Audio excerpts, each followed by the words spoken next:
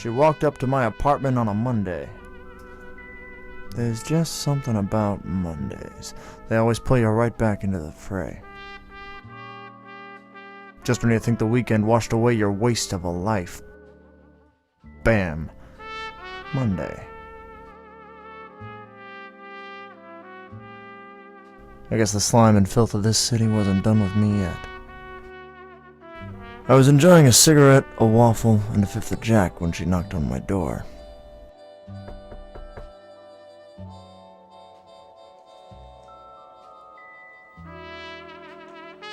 She told me her husband had gone missing. Hadn't seen him in days. I invited her in.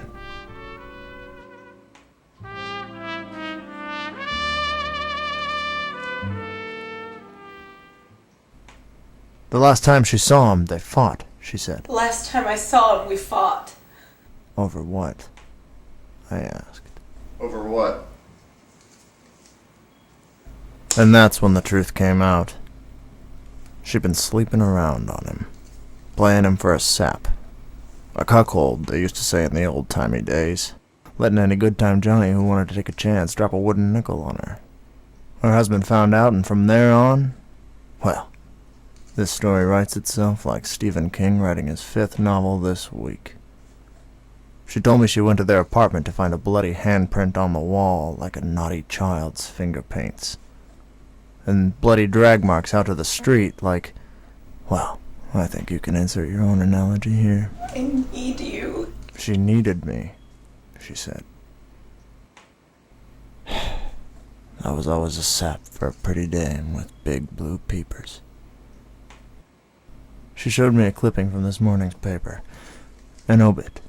The cold, impersonal report of someone's death right there in black and white. Someone's son. Someone's husband. Someone's family. That was the bow I was seeing on the side. They found it shot through the head a couple blocks from mine and my husband's apartment. It says here he was found with one Matt Madrock and one Susan Sondheim. Friends of yours? No, I've never met them. Something didn't smell right. Like a diaper left in the trash bin over the Labor Day weekend, and I'm a sucker for the stink. Probably she did it. Maybe she didn't. The other two stiffs, maybe just along for the ride. Please, Mr. Karsten, I need to know if my darling is still alive. Since I was holding the obit of her tail on the side in my hand, I knew she was referring to her husband. All right, Mrs. Brown. Betty Brown. Brown. I'll look into it. No matter where it takes me. Thank you, Mr. Karsten. You're my only hope.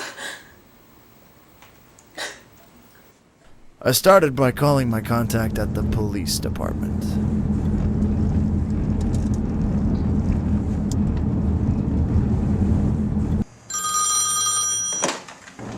Lieutenant O'Shaughnessy.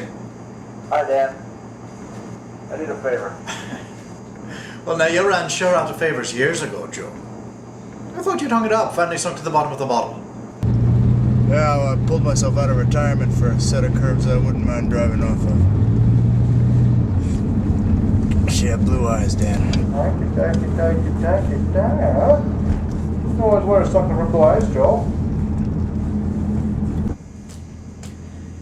Well, what can I do for you? 3 stiffs down in Redondo last week. Oh, yeah, I remember him. How'd you get the tip off? Well, let's see. It's a 911 call. No one on the scene when we got there, but I've got the info of the caller right here if you'd like it. Good place to start as any. Now you'll be careful, Joe.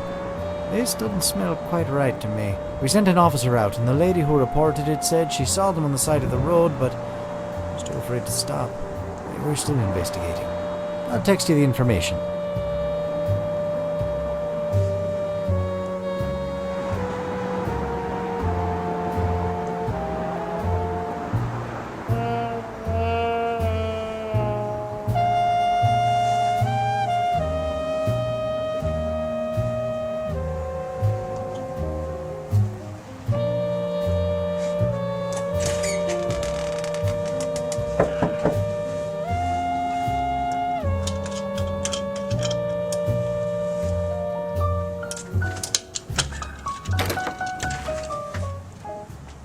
Can I help you?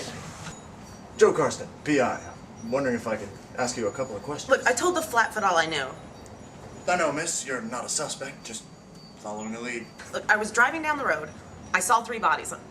I was too scared to stop, but I thought I should report it, so. That's it then. You don't know anything else? I swear, Mr. Karsten. Joe Karsten. Karsten. That's all I know. You can ask the cops. I told him the same thing. She was lying. Hiding something. Well, that's aces, miss. Thank you for your time. No problem. Oh, one more thing. I couldn't help but notice you seem to be having a little bit of car trouble. There's something red leaking from your trunk. I happen to be pretty good with cars and was hoping to repay you for your help here. Mind if I take a look? Sure. Let me get my keys.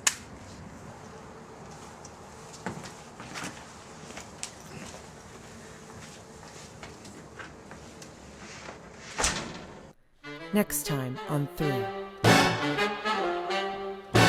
This canary's gotta sing and I'm the ornithologist of note.